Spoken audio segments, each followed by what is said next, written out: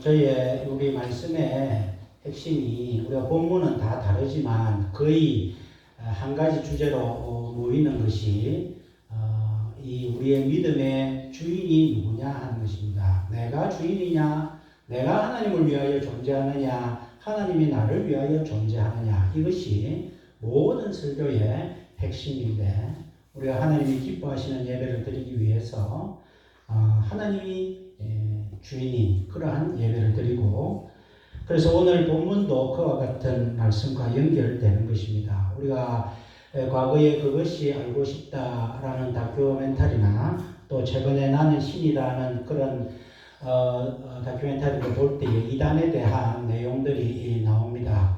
어떤 경우에 보면은 사람을 병을 고치는데 때려가지고 병을 고치는 그런 장면도 나오고, 또 심한 장면은 손을 가지고 몸에 쑤시 넣어서 암덩어리를 뽑는다 해서 안에 그를 뽑는 그런 무시무시한 일도 일어나는 것을 우리가 보게 됩니다.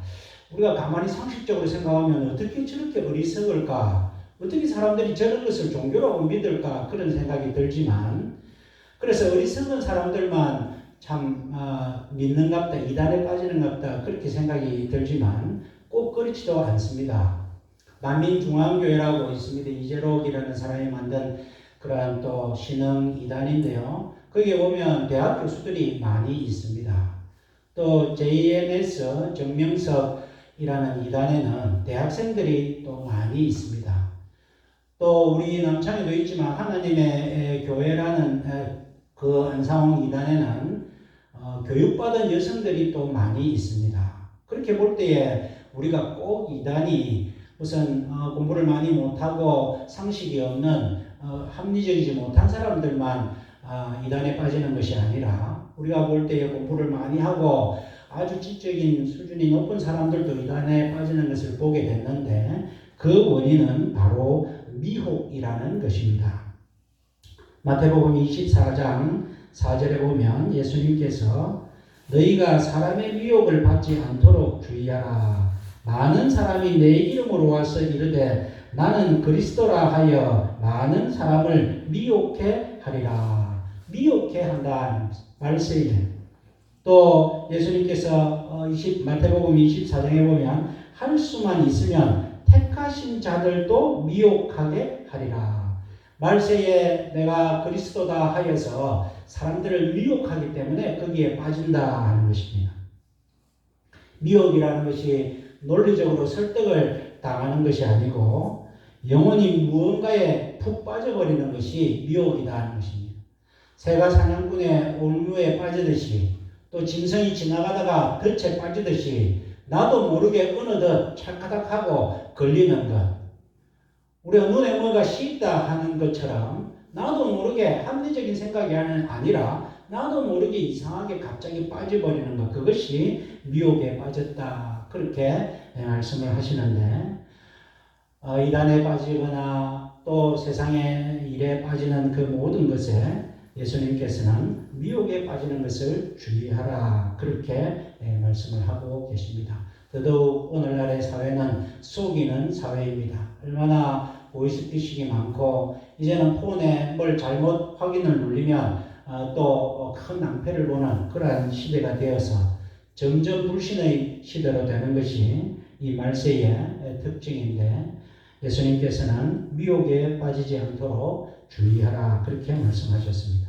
이 미혹의 근거와 관련되는 말씀이 로마서 16장 18절에 있는데,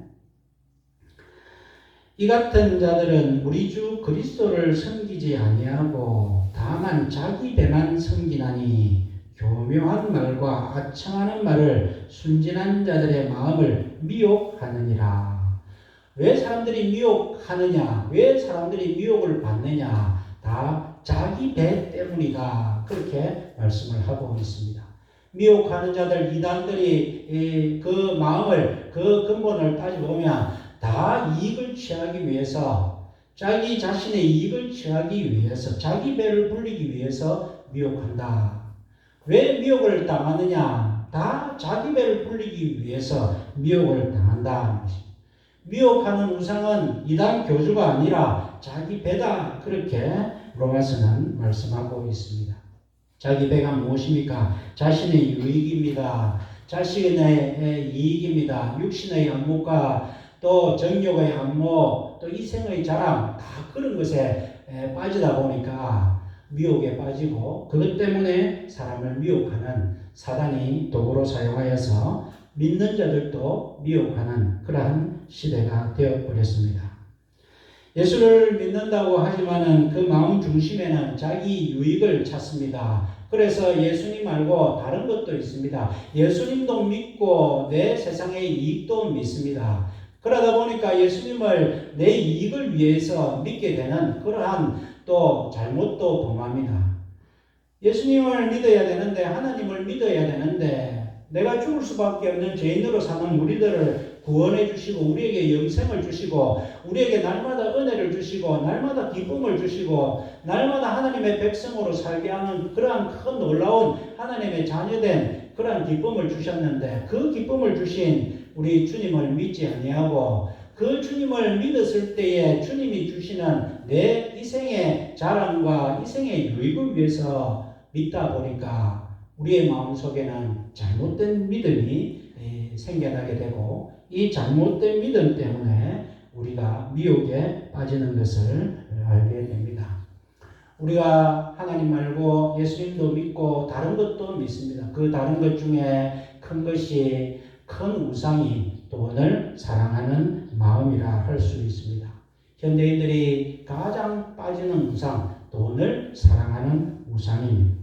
디모데전서 6장 10절에 보면 돈을 사랑함이 일만악의 뿌리가 되나니 이것을 탐하는 자들은 미혹을 받아 믿음에서 떠나 많은 근심으로서 자기를 찔렀도다. 말세에 많은 사람들이 돈을 사랑하는 것 때문에 미혹에 빠진다. 그래서 자기를 근심으로 찌른다. 그렇게 말씀을 하고 계십니다. 돈이라는 것은 돈 자체가 우상이 아닙니다. 돈은 유익한 것입니다. 돈을 가지고 하나님께 영광을 돌려드릴 수도 있습니다. 돈 자체가 문제가 되는 것이 아니라 사단의 마음에 조종에 빠져서 미혹에 빠져서 돈을 사랑하는 마음, 돈을 예수님도 사랑하고 돈을 사랑하다가 점점 더 돈을 더 사랑하게 되는 마음 때문에 주님을 떠나고 미혹에 빠지는 경우가 많이 있습니다. 이와 같이 미혹이라는 것은 속이는 것입니다. 근거 없이 말하는 것입니다. 진리를 말하는데 왜 속입니까? 진리는 속이지 않아도 진리는 진리입니다. 신천지 사람들이 포교하는 방법을 보면 7단계를 거칩니다. 처음에는 인생 상담을 한다, 진로 상담을 한다, 그렇게 접근합니다. 어느 정도 교육이 되면 또 다른 사람이 붙습니다. 또 다른 사람이 이렇게 또 교육을 하다가 또 어느 정도 시간이 되면 또 다른 사람 붙고 다른 사람 붙습니다. 왜 그렇게 하느냐 물어보니까 진리를 전파하기 위해서, 사람들이 너무 마음이 굳어가지고 진리를 받아들이지 않으니까 처음에는 그런 속이는 것처럼 보이지만은 그런 단계를 거쳐서 마지막에는 진리를 전파한다. 그렇게 이야기를 합니다. 그것은 거짓입니다. 진리는 가만히 놔두어도 진리입니다. 진리를 전파하기 위해서 거짓을 한다. 그것은 말이 되지 않는다는 것입니다. 미혹이라는 것은 이와 같이 근거 없이 말하는 것입니다. 오늘 교회마다 얼마나 많은 아픔이 있고 또 얼마나 많은 사람들이 교회를 떠나는지 모릅니다. 그 교회를 떠나는 원인은 마음속에 미혹이 오는 것입니다. 시험이 오는 것입니다. 그 자기 배를 불리기 위해서 아첨하는 말이나 교묘한 말을 하는 것에 빠지게 되는 것입니다. 오늘 본문에 보면 가룟 유다도 그와 같이 지금 미혹에 빠진 그러한 모습을 보고 미혹에 빠져서 예수님을 파는 장면이 나오고 있습니다. 오늘 본문 말씀을 보니까 예수님께서 최후의 만찬을 하시면서 너희 중에 한 사람이 나를 배반할 거다, 나를 팔 거다 이러니까 제자들이 깜짝 놀랐습니다. 주님 누굽니까? 누굽니까? 말씀하십시오. 막 물어봅니다. 베드로도 물어보고 요한도 물어보고 물어볼 때에 예수님께서 26절에 내가 한 조각을 집어다가 주는 자가 그니라. 빵을 가지고 내가 지금 포도주에 적셔서 주는 사람이 그다. 그러면서 바로 예수님께서 빵을 적셔서 가룟 유다를 줍니다. 어떻게 이런 상황을 아무도 모를 수 있습니까? 그런데 오늘 성경 말씀에 보면 아무도 몰랐다. 그렇게 성경은 말씀을 하시고 예수님께서는 이제 가룟 유다만 아는 사인을 주십니다. 내가 하는 일을 속히 하라. 그랬더니 가룟 유다가 나가서 예수님을 배반하고 파는 그러한 장면이 나오고 있습니다. 가룟 유다는 예수님의 12제자 중에서 어떻게 보면 이력이 가장 좋은 사람이라고 볼 수 있습니다. 그는 예수님께 나오기 전에 열심당원이었습니다.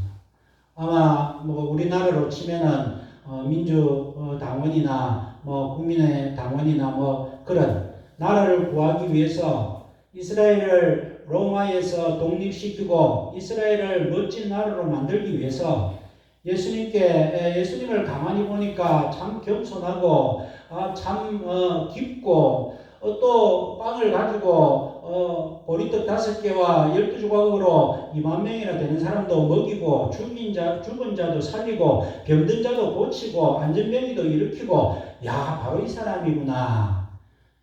그래서 예수님께 붙어서 예수님의 제자가 되었습니다.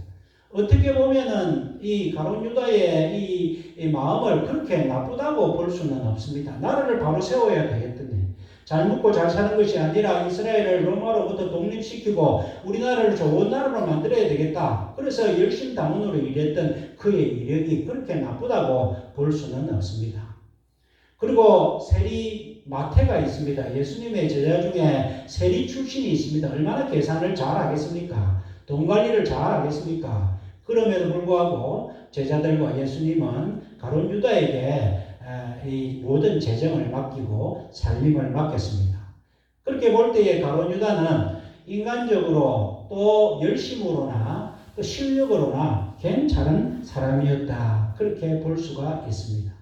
그런데 이 가룟 유다가 예수님을 배반하게 됩니다. 왜 배반하였을까요? 성경에서 정확하게 언급은 안 하지만 느낌은 마태복음 16장에 사건을 이야기를 하고 있습니다.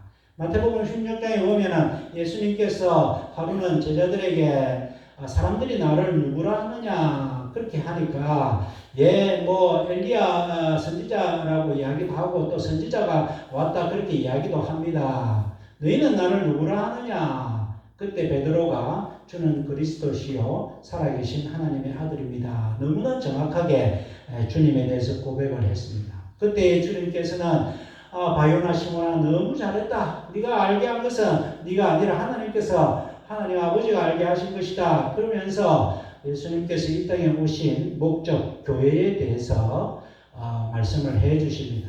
내가 이 반석 위에 너희 고백 위에 내 교회를 세우겠다. 음부의 권세가 이기지 못하고 너희가 이 땅에서 매면 하늘에서도 매고 이 땅에서 풀면 하늘에서 풀리는 천국의 열쇠를 교회에 주겠다. 그러면서 예수님께서는 내 교회를 세우겠다고 이제 예수님이 오신 목적을 말씀해 주시면서 그 다음에 처음으로 이제 예수님이 고난받고 십자가에 달려서 죽으실 것을 제자들에게 처음으로 가르칩니다.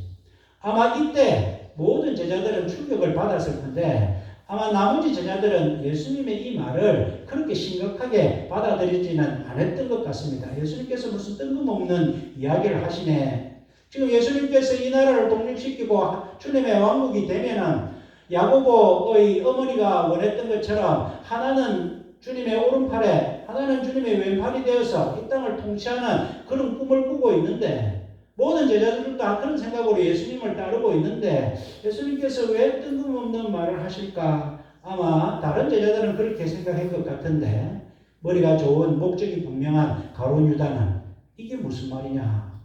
내가 지금 예수님을 따르는 것이 지금 정치적인 의도로 이 땅에서 복을 누리고 이 땅에서의 삶을 회복되는 것을 내가 위해서 예수님을 따르는데 예수님이 십자가에 달려 죽으신다고? 그러면 우리나라는 그러면 내 삶은 모든 것이 끝인데 아마 그런 생각을 가룟 유다가 했던 것 같습니다. 그때부터 가룟 유다는 예수님에 대해서 다시 생각하는 그러한 계기가 되었고, 결국은 오늘 장면에서 예수님께서 네가 나를, 예수님이 한번 기회를 주는 거죠. 내가 내 할 일을 속히 하라. 예수님이 이 말씀하실 때에 가룟 유다에게 한 번 더 기회를 주는 것입니다. 가룟 유다야, 네 마음에 생각하고 있는 것을 내가 다 알고, 네가 나를 배신하고 팔 줄 다 알고 있는데, 내가 알고 있다. 네 다시 한번 생각해 볼 수 없나? 그런 기회를 주지만 이 가룟 유다는 이미 사단의 미혹에 빠진 상태가 되었기 때문에 오늘 본문 말씀을 보니까 이 말씀을 사단이 그 예수님의 말씀하시고 조각을 받은 후 곧 사단이 그 속에 들어갔다. 그렇게 말씀을 하시면서 예수님을 배반하고 있습니다. 예수님을 은 30세겔에 예수님을 팝니다. 은 30세겔의 가치는 제가 찾아보니까 1세겔이 노예의 4일 품삯이라고 합니다. 그리고 노예의 1년 품삯을 5세겔로 잡습니다. 그러니까 얼마나 말입니까? 한 세겔이 4일치 임금이 한 세겔이고 1년 동안의 임금이 5세겔인데 노예를 해방할 때에 안식년에 해방하니까 6년 동안 일할 때 5세겔 곱하기 6 해가지고 그게 30세겔이 딱 나오는 것입니다. 그러니까 노예의 몸값, 노예가 6년 동안 일하고 해방될 때에 노예의 몸값이 30세겔이라는 것입니다. 오늘날에 우리나라 돈으로 치면 6년 동안 일한 임금이 120만 원 정도 되는 그것이 노예의 몸값인데, 이 돈을 받고 가룟 유다가 예수님을 팔았다 하는 것입니다. 돈도 되지도 않는 돈 가지고 팔았습니다. 왜 팔았습니까? 가룟 유다는 본전 생각이 났습니다. 예수님을 내가 그렇게 믿고 따랐는데 그냥 그대로 죽는다고? 내 힘이, 내 꿈이 그냥 산산이 날아간다고? 내가 그렇게 마음을 두었던 내 인생의 3년 부분이 날아간다고? 그러면 그 돈이라도 받아야지. 그래서 가룟 유다는 예수님을 그 노예의 몸값으로 팔아버리게 되었다는 것입니다. 그래서 무엇을 말합니까? 가룟 유다는 예수님을 따르는 것이 아니라 예수님을 따랐을 때의 이득을 따랐다 하는 것입니다. 가룟 유다는 하늘의 보상을 바라본 것이 아니라 이 땅의 보상을 바라보았다 하는 것입니다. 오늘 그래서 가룟 유다는 그렇게 똑똑하고 그렇게 신실한 사람이 미혹에 빠져버렸습니다. 오늘날 우리의 삶은 어떻습니까? 많은 사람들이 주님을 따른다고 하면서 가만히 생각해 보면 주님이 주실 이 땅의 보상을 따라 살아가고 있는 것은 아닌가? 물론 우리가 연약한 입장이라 주님을 믿으면 또 병고침도 받고 내 삶도 나아지고 또 여러 가지 기쁨도 찾고 그런 목적으로 믿음을 가지게 됩니다. 우리가 연약한 존재이기 때문에 다 그렇게 됩니다. 그것을 나무랄 수는 없습니다. 다 우리는 그런 존재지만, 그러나 예수를 믿고 알면 알수록 하나님의 은혜가 감사하고 내 삶에 닥치는 그 아픔보다도 십자가에서 우리를 대신 져 주신 주님의 그 아픔과 그 사랑이 더 크고, 우리가 기도하지 않아도 우리의 모든 형편과 처지를 다 아셔서 하나님께서 다 그대로 채워주실 것을 내가 믿지만, 그래도 기도하라고 하니까 내가 기도하고, 그래서 내 삶의 목적을 위해서 주님을 믿는 것이 아니라 내가 주님을 믿을 때에 주님께서 내 삶의 기쁨을 회복해 주실 것이라는 이 순서의 뒤바뀜, 이러한 순수한 믿음으로 주님을 믿어야 되는데, 이 세상에 많은 사람들이 그렇게 믿지를 못하다 보니까 미혹에 빠져서 택한 자들도 미혹에 빠지는 그러한 일들이 오늘날 많이 벌어지고 있습니다. 코로나 이후에 교회마다 얼마나 교회들이 줄었는지 모릅니다. 그리고 젊은 사람들은 믿음이 도움이 되지 않는다 해서 교회마다 20, 30대를 찾아보기가 어렵고, 큰 교회도 중고등부 주일학교 다 합해서 겨우 몇십 명 되는 그러한 일들이 벌어지고 있는 것이 우리의 믿음이 온전한 믿음이 아니라 양다리 걸치는 믿음, 세상의 보상을 바라보는 믿음이 되다 보니까 그 마음에 미혹을 받아서 주님을 많이 떠나고 있는 그러한 현실이 벌어지고 있다는 것입니다. C.S. 루이스라는 신학자는 이런 이야기를 했습니다. 우리는 예수 그리스도를 바라보는 동안만 그리스도인이다. 이게 무슨 말입니까? 세상을 바라보는 순간 세상이 우리의 주인이 된다. 그런 뜻입니다. 베드로가 예수님께서 물리로 걸으라 했을 때 주님을 바라볼 때는 물리로 걸었습니다. 세상 원리를 지배하는 주님의 원리, 하나님의 원리에 살다 보니까 무리에 걷는 것이 하나님의 뜻이니까 걸었습니다만은 풍랑을 바라보는 순간 그 바다에 빠지는 그러한 사건을 우리가 잘 알고 있습니다. 우리가 주일날 교회에서 주님 앞에 예배드리는 순간만 우리가 그리스도인이라 한다면 일주일 동안 세상에서 우리가 얼마나 미혹에 빠질 그러한 위험에 노출되어 있는지 우리가 또 경각심을 가져야 됩니다. 예수님을 따를 수 있다는 것 하나만으로 만족하지 못하면 더 이상 참 그리스도인이라 말할 수 없습니다. 예수님이 주시는 복과 이익을 위해 주님을 따르는 것이라면 그것은 바로 가론 유다의 길을 걷는 것이라 그렇게 말할 수 있습니다. 사탄은 지금도 우리를 미혹합니다.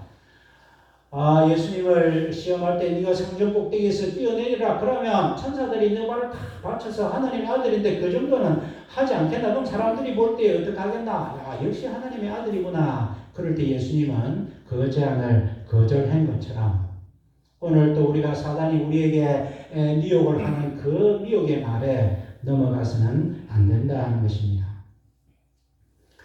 바울 사도는 사도행전 20장 24절에 나의 달려갈 길과 주 예수께 받은 사명 곧 하나님의 은혜의 복음을 증거하는 일을 마치려 하면은 나의 생명조차 조금도 귀한 것으로 여기지 아니하노라.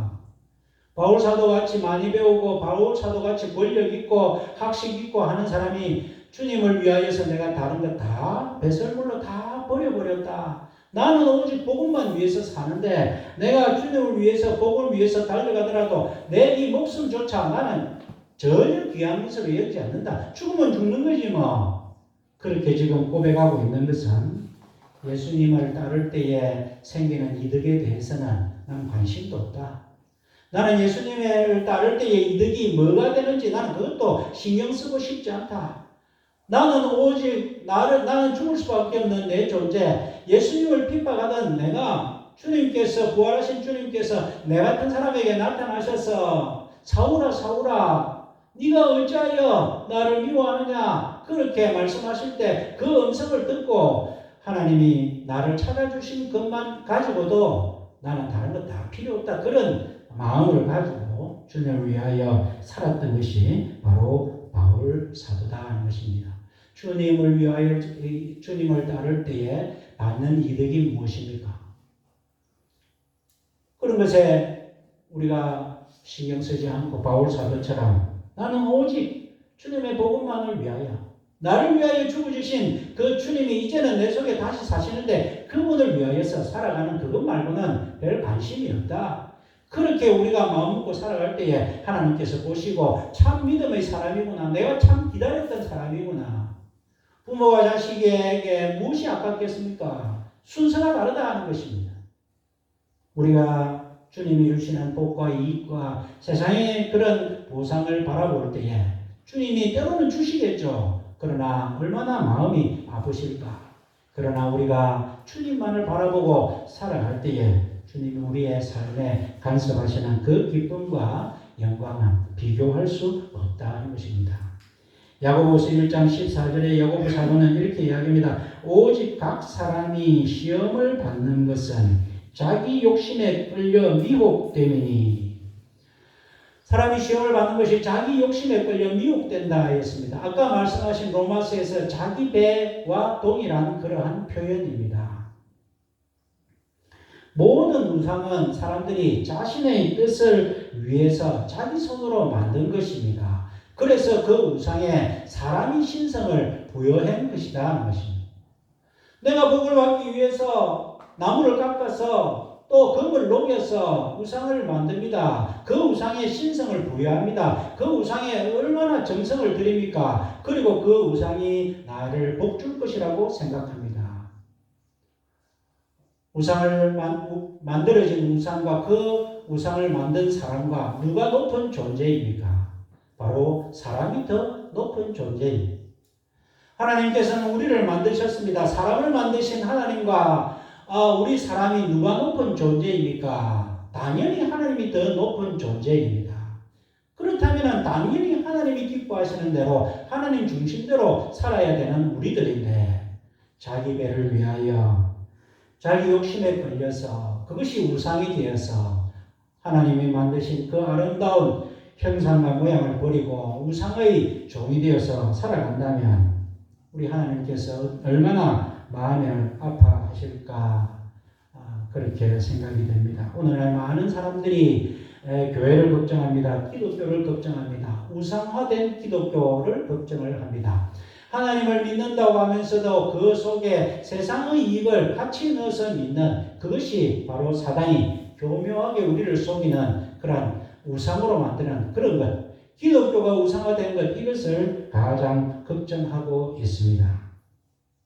하나님을 우상처럼 섬기게 하는 것이 사단의 목적이고 사단의 미혹입니다. 교회에 가보면 교회마다 갈등이 있습니다. 왜 갈등이 있습니까? 하나님의 은혜가 끊어졌기 때문에 갈등이 있습니다. 왜 갈등이 있습니까? 어떤 사람들은 보면 목사님을 반대합니다. 우리 목사님이 말씀도 제대로 못 전하고 또 말씀대로 살지 못해서 우리 목사님이 싫다. 우리 목사님이 나가야 된다. 그렇게 갈등이 생겨납니다. 어떤 사람들은 기름 부은 종을 어떻게 그렇게 할 수 있느냐, 지켜야 된다. 그런 갈등이 생깁니다. 그래서 그 갈등이 미움으로 점점 더 전쟁으로 그렇게 번집니다. 그런데 거기에 한 가지 놓칠 것은 하나님은 사랑이신 하나님을 놓쳐버리고 있습니다. 우리가 교회의 갈등을 생각할 때에 내 주장이 옳다고 생각하기 때문에 갈등이 생기고 사랑이신 하나님의 마음을 전혀 고려하지 않습니다. 하나님 제가 너무나 옳기 때문에 제가 하나님을 위해서 이렇게 하는 것이기 때문에 하나님 기분 나쁘시더라도 잠시 그대로 계십시오. 요일 해결하고 난 다음에 제가 다시 하나님을 찾겠습니다. 다들 그런 마음으로 자기의 주장을 펴는 것이 그것 때문에 교회의 갈등이고 아픔이 되는 것입니다. 하나님은 그것을 원하지 않습니다. 우상화된 하나님을 우상처럼 믿기를 원하지 않습니다.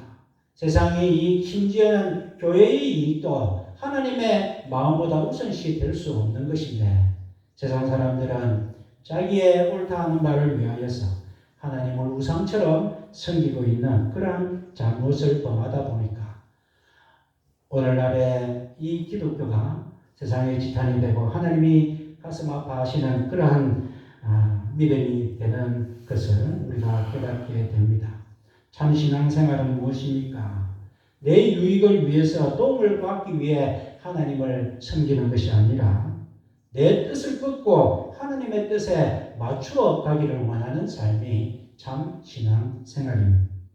기도도 마찬가지입니다. 내 뜻을 관철하여서 때를 써서 하나님의 마음을 변화시켜서 내 목적을 관철하는 것이 기도가 아니라 기도 가운데 내 삶을 돌아보고 회개하고 하나님이 기뻐하시는 대로 삶을 회복하는 것, 그럴 때에 하나님께서 나의 모든 삶들의 필요를 채우시고 나를 다시 회복시켜 주시는 그 과정, 그 관계가 기도라고 할 수 있습니다. 가룟 유다는 자기의 꿈을 위해서 주님을 따랐고 자기의 꿈이 이루어지지 않자 주님을 버렸습니다. 우리가 가룟 유다의 기사를 언급하면서 옥합을 깬 향유 그 마리아 여인 이야기를 합니다. 그 300데나리오나 되는 그 귀한 그 옥합을 깨어서 예수님의 머리에도 붓고 발에도 붓고 자기의 머리털로 예수님의 발을 닦습니다.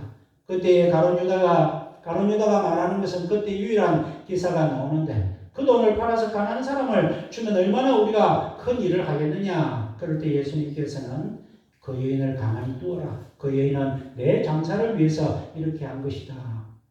이 여인이 왜 그 비싼 향유 옥합을 깼습니까? 자기는 자기의 삶이 다른 사람들이 볼 때에는 손가락질을 하는 그러한 삶을 살더라도 주님을 만나고 나서 내가 주님을 만나고 나서 난 삶, 그것만으로도 나는 만족한다.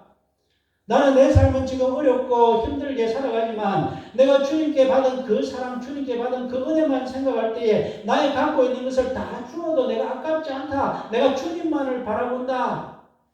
그런 여인, 그러한 신앙을 주님께서는 칭찬하셨고 그러한 삶을 사는 그 마리아는 사단이 결코 미혹할 수 없는 그러한 믿음의 삶을 살고 있다는 것입니다.